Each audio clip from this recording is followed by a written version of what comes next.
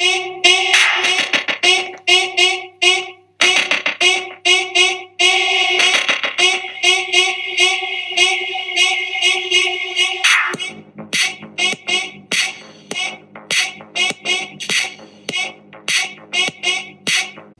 guys, welcome back to the Pro Zone powered by FutureFit. My name is Andy Cowling and this is the first of 5 videos that will be looking at the recent post 5 tips to better squatting. Today we're going to be looking at posture.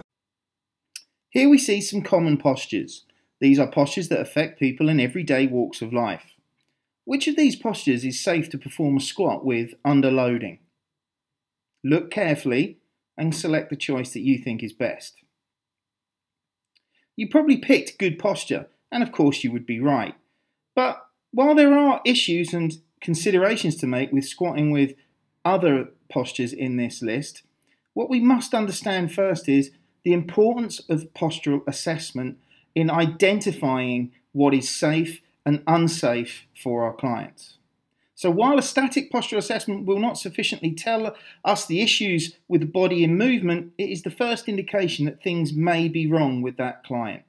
It is therefore essential that you identify issues before loading the spine and the body. If we look at some of these postural issues, we will understand where there could be some serious injury potential if we were to overload them too soon in their training program. So, the first thing I want to be absolutely clear about is that I am not saying that squatting is bad for you. It is one of the best exercises that you can do. It involves muscles and kinetic change throughout the entire body, and therefore it's a very good and an essential exercise to include in anyone's program.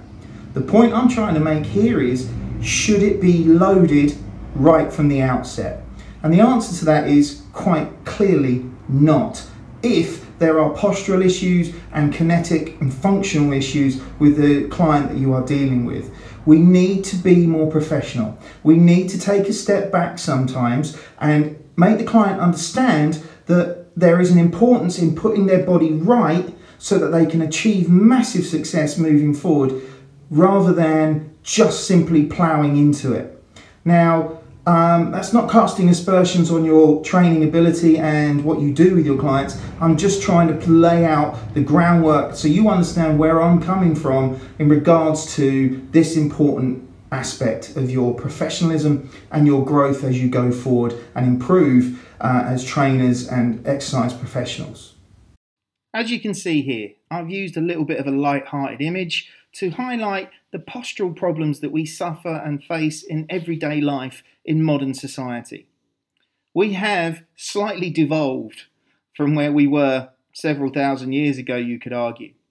Okay, where every workplace, most of the jobs now are desk-bound, or we spend lots of time in cars, on trains and in planes, all of which creates an adaptive shortening of our muscles, especially across the anterior aspect of our body, where we are getting shorter and tighter hip flexors, shorter and tighter abdominals, tighter pectorals, all of which pull us and put our body into different postures that are not beneficial or conducive to exercise without us first putting this right.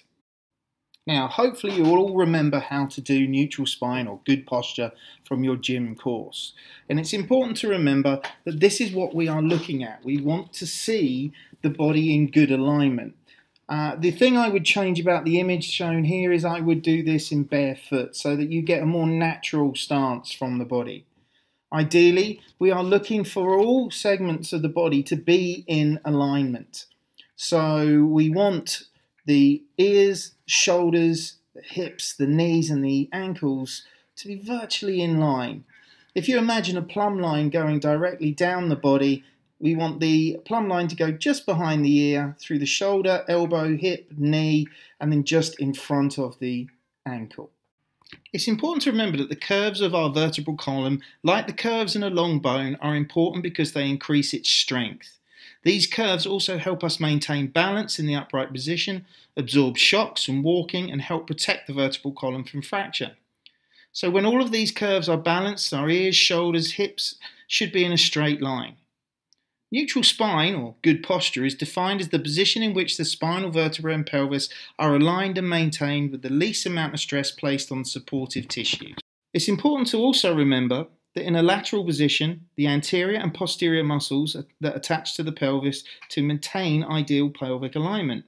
Anteriorly, the abdominal musculature pull upward and the iliacus, psoas major and rectus femoris pull the pelvis down. On the posterior side, the erector spinae pulls up and the gluteus and the hamstrings pull the pelvis down. Therefore, the musculature of the anterior and posterior torso and legs work together to fix the pelvis and resist rotation. So here we can see the muscles that may cause issues with posture during exercise and simply through static assessment. So if we look at the anterior aspect of the body, we can see that there are some major muscles there that would really cause a problem in squatting technique and alignment. Likewise, if the posterior side of the body is weak and overstretched, elongated, it equally will cause problems with muscles not firing properly and therefore the exercise not being as effective as it could be. So what we need to talk about now is upper cross syndrome, otherwise known as kyphosis, and lower cross syndrome, otherwise known as lordosis.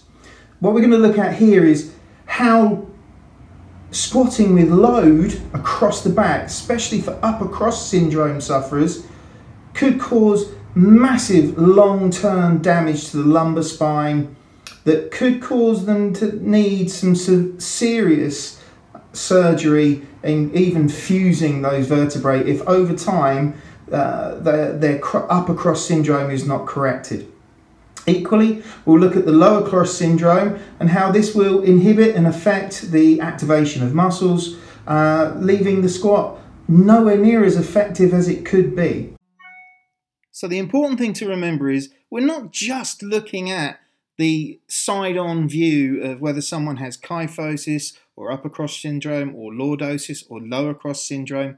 We're also looking for the way the body just stands and appears. Is one shoulder higher than the other? Does one foot roll in, roll out? Does the knee come in or go out? Is the hip higher on one side than it is on the other? So you have all these other considerations to make as well when you're doing this static postural assessment. And it amazes me that people think that this cannot identify issues. If they're there when you are not moving, they are going to be exacerbated when you are moving. So you need to look for kinetic chain checkpoints. So you need to check the foot and the ankle. Do they align? Are they running true to where they should be? Is the knee in alignment where it should be? Does the lumbopelvic hip complex look in alignment? Are the shoulders the same height, the same position? Is one up? Is one down? Are they level? Is the head and the cervical spine in alignment? You should do this from the front, you should do it from the side, and you should do it from the rear as well, so that you get a 3D approach to how the body is aligned. Because it's going to be really important that you have an idea of where there might be short and tight muscles or elongated and long muscles when they're static, so that you can then apply that knowledge to a dynamic assessment of movement. So as you can see from this table, there are many muscles that are affected in being shortened as well as being lengthened, which also affects altered joint mechanics, but more importantly leads to possible injuries including headaches, bicep tendonitis, rotator cuff impingement, curvature or excessive curvature of the thoracic spine leading to intervertebral disc issues, low back pain, hip pain and knee pain. So, you can now understand why it's so important that when we have a static assessment, we look to check and make sure the body doesn't show any sign of deficiency or imbalance before we even start. More importantly, it doesn't show any sign of dysfunction before we start with this very functional exercise. And more importantly still, we don't then go and load excessive amounts of resistance across the back and cause further problems. So going forward now, we'll also look at the lower cross syndrome, but also look at the dynamic postural assessment or movement assessment to identify or not whether the person can move through a full range, maintaining good alignment, or whether they start to do all kinds of strange things. Now, if there are issues here, and that the knees go out or they come in, the feet roll in or roll out, that there's excessive arch to the lumbar spine, or they tip excessively forward, then you really need to question why you are so desperate to get them loaded whilst doing this, to have weight exacerbating this problem, bearing down on their shoulders, when you could have them realigned and moving in a way that is more effective for them. Again, I go back to the point I made in the post originally. If they're not competitive bodybuilders or elite level athletes, do they need to be doing elite level movements to see improvements in their body? So with the lower cross syndromes, anterior tilt of the pelvis enforcing a lumbar lordosis, equally this is not a great thing to be heavily loaded and attempting to squat when you have poor control of these muscles. And the lengthened muscles in the abdominis and the transverse abdominis, internal oblique, they're going to really affect the control of the squat. Equally, muscles in the glutes are not going to fire effectively, causing the squat to be nowhere near as effective as most people would desire it to be. So now we'll look at some images of the overhead squat assessment, what it should look like, what we're looking to see, and more importantly, what you might commonly see from most of the people that you train. And then we'll discuss very briefly how we'll correct that or how we can sort of improve the issues that we're seeing here. So here you can see an example of the overhead squat assessment. And this is the obviously end movement that we're looking for. So you would get the person to start with in a standing position with their arms extended above their head and in line with their ears. And they squat down to this position. And what we're looking for them to do is to have these parallel lines and equally no movement away from the knees or away from the hips. So we have this very square and nicely aligned position. And if you were to apply functional squats to this, i.e. having a bar across the back or in front of the body, you would just simply drop those arms away and should be able to completely maintain this position throughout the range of movement. So here we see a lateral aspect of the overhead squat and some of the common errors that you will undoubtedly see as you start to use this assessment on your clients. We have the low back arching and the hands moving away from the head. We have the lower back rounding and the arms moving away from the head. We have excessive forward lean, which is very common with people in their squatting. And we also have the arms falling away due to tightness through the lats and the chest. So now we're looking at this from an anterior aspect. And what we can see is, firstly, where the feet flatten inwards and the knees move inwards. We can also see now where the feet turn out and the knees move out. This one's a little harder to spot. Definitely an excessive movement of the knees inwards in the third image and a more excessive movement of the knees outwards in the last image. Going back to the first one, feet flattening can be quite common, as does the knees moving inwards. And finally, we have the posterior view, where you can see in the first image the feet are flattened, which is also causing a little bit of a tilt of the pelvis and hips and an arching of the back. You can see in the middle image that the heels have risen off the floor, indicating tightness through the calves, the gastrocnemius and the soleus. And finally, we have the asymmetric weight shift. Very, very common movement. And what you'll find is as you go deeper through the movement and through the range, is sometimes that they come back into alignment. So you get this weird sort of movement away from the midline of the body, as well as a tilt of the pelvis and a rise of the hip. And then it will circle back in and come in line at the deepest part of the movement. But so you can see now you've got these common issues to look out for that would indicate, again, that there is an issue with loading people that are showing these signs. Okay, so here you can see the checkpoints for the overhead squat assessment. which just backing up and supporting the images that I've just shown you, looking in the lateral and anterior aspects. Okay,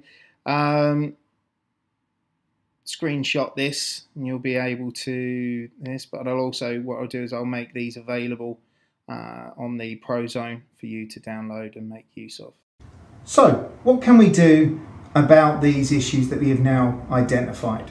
So the key thing really to think about is, in the exercise prescription, is bringing in issues of mobility and flexibility to loosen up these imbalances between the anterior and posterior aspects of our body.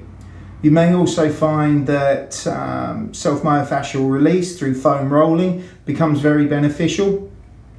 But ultimately it's about looking at a more holistic program rather than just considering weights only, cardio only, or whatever else. And so looking at a program improving mobility, improving flexibility, and improving range of free movement can be really beneficial to your clients. Equally, never underestimate how effective bodyweight squats, TRX or suspension trainer squats can be in opening up that lumbopelvic hip complex and allowing you to get more full range movements. We often think that the only way to develop muscle strength, muscle tone and hypertrophy is with loading. Let's not forget that our body weight itself is a load, and the way we apply tempo and the way we apply loading and different angles using single leg movements as well as dual leg movements can make massive differences to how the body feels after those exercises. So I hope you found this really useful and enjoyable, and look forward to bringing you the second part of the series next week, where we'll be looking at foot positioning and depth of movement. Okay, so enjoy your week. Thanks for watching. Take care. Bye.